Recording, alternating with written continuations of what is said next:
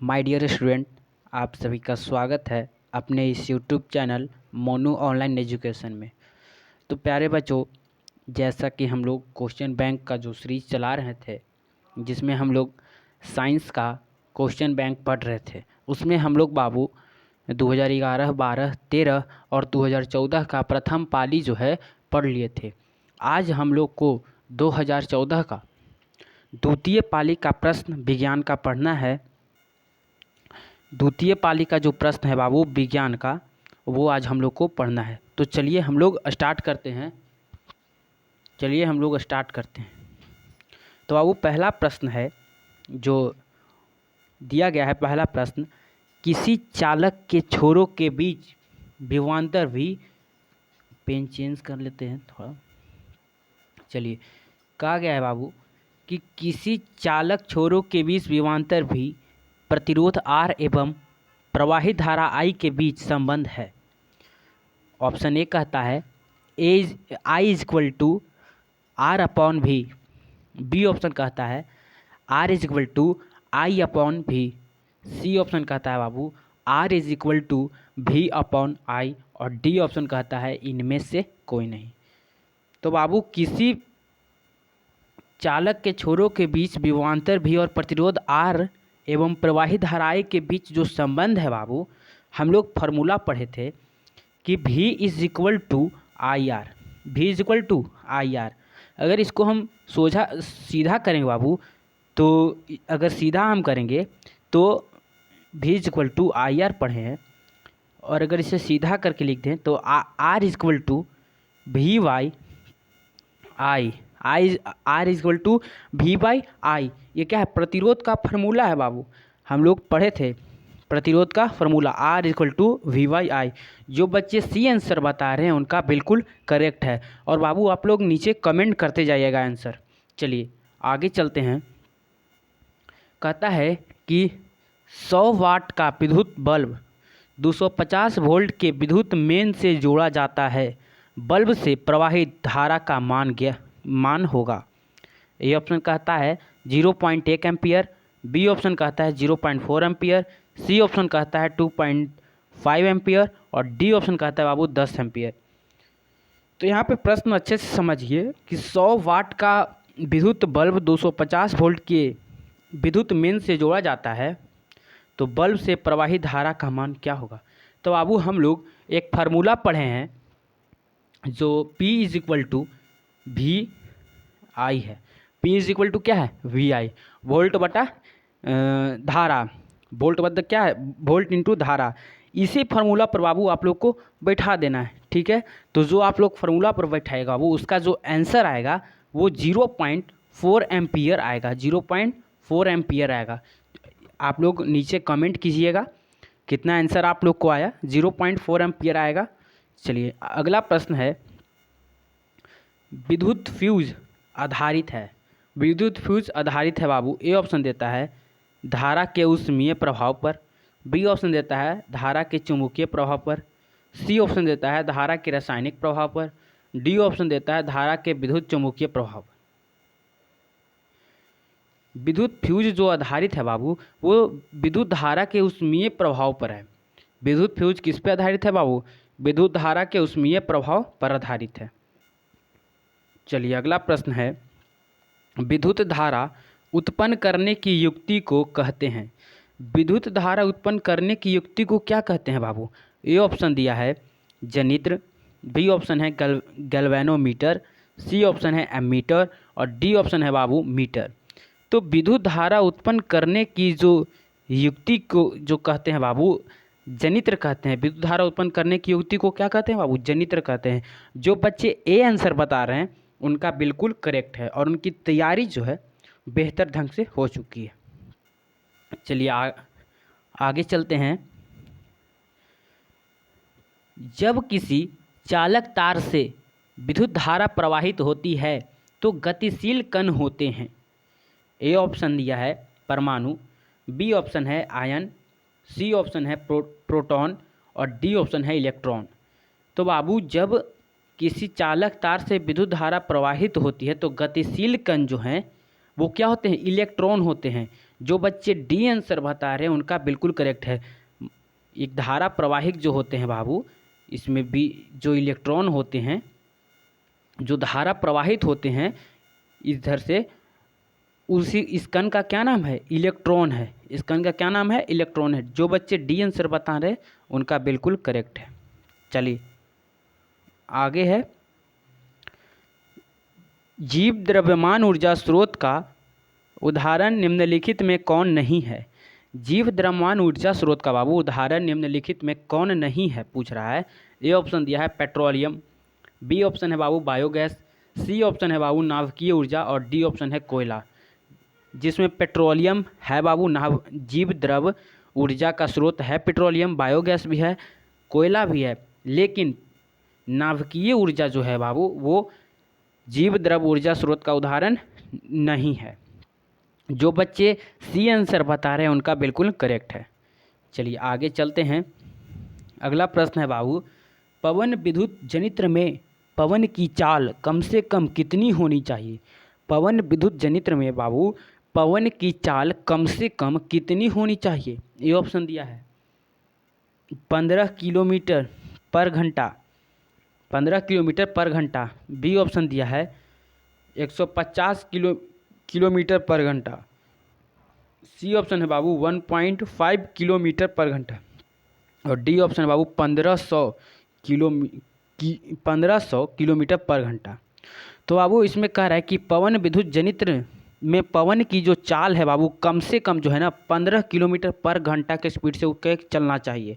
जो ऐसे लगा हुआ रहता है, टरबाइन जो है ऐसे लगा हुआ रहता है बाबू, और ये जो है घूमते रहता है, ये 15 किलोमीटर पर घंटा से चलना चाहिए, तभी जो है बाबू विद्युत उत्पन्न करेगा। चलिए आगे है, निम्नलिखित में से कौन सा उत्पाद लेड नाइट्रेट को गर्म करने पर प्राप्त होता है? लेड नाइट्रेट का जो फार्मूला होता है बाबू PbNO3 होता है, PbNO3 होता है लेड नाइट्राइट का ये सूत्र है। कहता है कि निम्नलिखित में कौन सा उत्पाद लेड नाइट्राइट को गर्म करने पर प्राप्त होता है? ए ऑप्शन देता है O2, बी ऑप्शन देता है NO2, सी ऑप्शन देता है NO2 और N2, डी ऑप्शन देता है NO2 और O2। तो बाबू लेड नाइट्राइट को जब गर्म करेंगे ना तो हमें NO2 और O2 प्राप्त होगा। जो बच्चे डी आंसर बता रहे हैं उनका बिल्कुल करेक्ट है। चलिए अगला प्रश्न है बाबू, सोडियम क्लोराइड के जलीय विलयन से विद्युत धारा प्रवाहित करने पर यह वियोजित होकर सोडियम हाइड्रोक्साइड बनाता है। इस प्रक्रिया को क्या कहते हैं? क्वेश्चन कहता है बाबू, सोडियम क्लोराइड के जलीय विलयन से विद्युत धारा प्रवाहित करने पर यह वियोजित होकर सोडियम हाइड्रोक्साइड बनाता है, NaOH बनाता है और सोडियम हाइड्रोक्साइड बनाता है। तो इस प्रक्रिया को क्या कहते हैं बाबू? ए ऑप्शन दिया है क्लोरो क्षार अभिक्रिया, बी ऑप्शन दिया है क्लोरो अभिक्रिया, सी ऑप्शन वियोजन अभिक्रिया और डी ऑप्शन संयोजन अभिक्रिया। तो बाबू सोडियम क्लोराइड को जलीय विलयन विद्युत धारा प्रवाहित करने पर ना ये जो है क्लोरो क्षार अभिक्रिया क्या करेगा? बनाएगा। इसको क्लोरो क्षार अभिक्रिया कहते हैं। ए ऑप्शन जो बच्चे बता रहे हैं उनका बिल्कुल करेक्ट है। चलिए अगला प्रश्न है बाबू, निम्नलिखित में से कौन सही है? निम्नलिखित में से बाबू कौन सही है? ए ऑप्शन है Na2CO3 × 5H2O, बी ऑप्शन दिया है Na2CO3 × 10H2O, सी ऑप्शन है Na2CO3 × 7H2O और डी ऑप्शन है बाबू Na2CO3 × 2H2O। तो बाबू कहता है कि निम्नलिखित में से कौन सही है? इसमें से कौन सही है बाबू? तो Na2CO3 × 10H2O जो बच्चे बता रहे हैं उनका बिल्कुल करेक्ट है। Na2CO3 × 10H2O जो बच्चे बता रहे हैं उनका बिल्कुल करेक्ट है। चलिए अगला प्रश्न है बाबू, निम्नलिखित में से किसे चाकू से काटा जा सकता है? निम्नलिखित में से किसे चाकू से काटा जा सकता है बाबू? ए ऑप्शन है लिथियम, बी ऑप्शन है कैल्शियम, सी ऑप्शन है कॉपर, डी ऑप्शन है आयरन। तो बाबू किसे चाकू से काटा जा सकता है? तो लिथियम को बाबू चाकू से काटा जा सकता है। जो बच्चे ये आंसर बता रहे हैं उनका बिल्कुल करेक्ट है। और बाबू हम लोग सोडियम को भी चाकू से काटते हैं, सोडियम को भी बाबू चाकू से काटते हैं। सोडियम को भी, सोडियम का जो सूत्र है Na होता है, इसका सिंबल। सोडियम को भी और पोटेशियम को भी हम लोग चाकू से काटते हैं। सोडियम, पोटेशियम और लिथियम को चाकू से काटते हैं। चलिए आगे है, निम्न में से किस हाइड्रोकार्बन में 3 आबंध होते हैं? निम्न में से किस हाइड्रोकार्बन में बाबू 3 आबंध होते हैं? ए ऑप्शन दिया है CH4, बी ऑप्शन दिया है C2H6, सी ऑप्शन दिया है C3H4 और डी ऑप्शन दिया है C3H8। तो किसमें जो है बाबू 3 आबंध होते हैं? तो C3H4 जो बच्चे बता रहे हैं, C3H4 जो बच्चे बता रहे हैं उनका बिल्कुल करेक्ट है। चलिए आगे चलते हैं। कार्बोनिल ग्रुप प्रतिकारक कौन है? बाबू क्वेश्चन है, कार्बोनिल ग्रुप प्रतिकारक कौन है? ए ऑप्शन है CHO, बी ऑप्शन CO और सी ऑप्शन दिया है COOH और डी ऑप्शन दिया है O।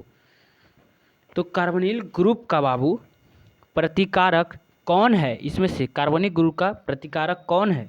तो सी ऑप्शन जो बच्चे बता रहे हैं COOH, सिंगल बॉन्ड COOH जो बच्चे बता रहे हैं उनका बिल्कुल करेक्ट है।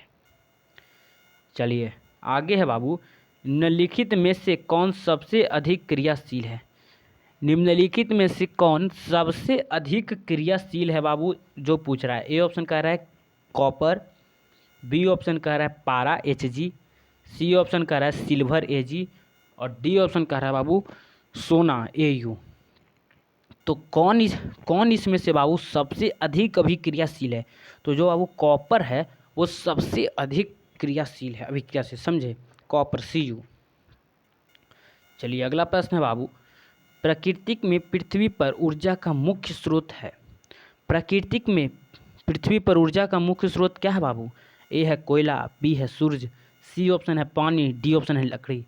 तो पृथ्वी पर ऊर्जा का मुख्य स्रोत जो है बाबू सूरज है। जो बच्चे बी आंसर बता रहे हैं उनका बिल्कुल करेक्ट है। आप लोग बाबू क्लास को एक बार जल्दी से शेयर कर दीजिए, जो बच्चे नहीं पढ़े हैं वो पढ़ लेंगे। और क्वेश्चन बैंक से बाबू आप लोग को बताए थे कि 50 से 60% जो है आप लोग का तैयारी हो जाएगा। क्वेश्चन बैंक सिर्फ पढ़ने से आप लोग को 50 से 60% बाबू आपका तैयारी हो जाएगा ऑब्जेक्टिव का।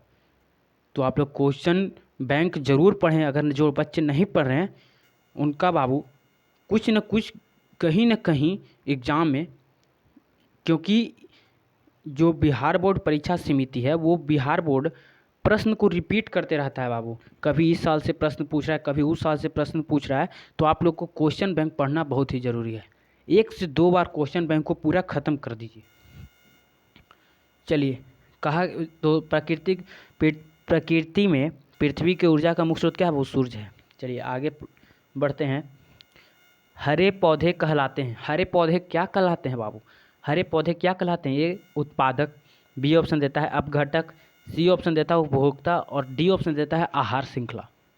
तो बाबू कहता है कि हरे पेड़ पौधे क्या कहलाते हैं? हरे पेड़ पौधे जो हैं बाबू उत्पादक कहलाते हैं, समझे। हरे पेड़ पौधे क्या कहलाते हैं? उत्पादक कहलाते हैं। चलिए आगे चलते हैं। कीटों के पंख और चमगादड़ के पंख किस तरह के अंग हैं? कीटों के पंख और चमगादड़ के जो पंख है किस तरह के अंग है? ए ऑप्शन है समजात अंग, बी ऑप्शन है अवशेषी अंग, समृद्धि अंग, इनमें से कोई नहीं।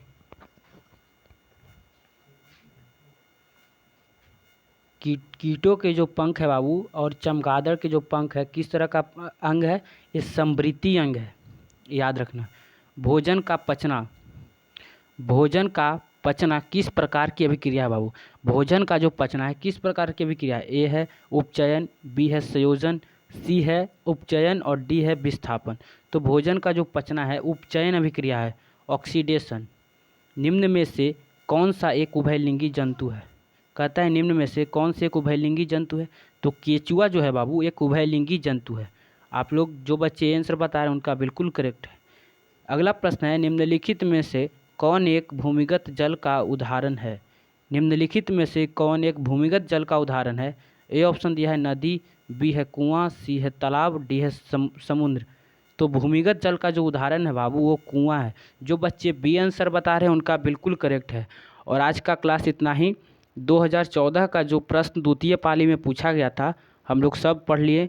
कल हम लोग 2015 का प्रश्न प्रथम पाली का और द्वितीय पाली का पढ़ेंगे। पूरा ऑब्जेक्टिव कल देखेंगे। आज का क्लास इतना ही। और जल्दी से जल्द आप लोग क्लास जो है शेयर कर दीजिए। और बाबू वीडियो आप लोग को पसंद आए तो लाइक और सब्सक्राइब कर लीजिए। कल मिलते हैं।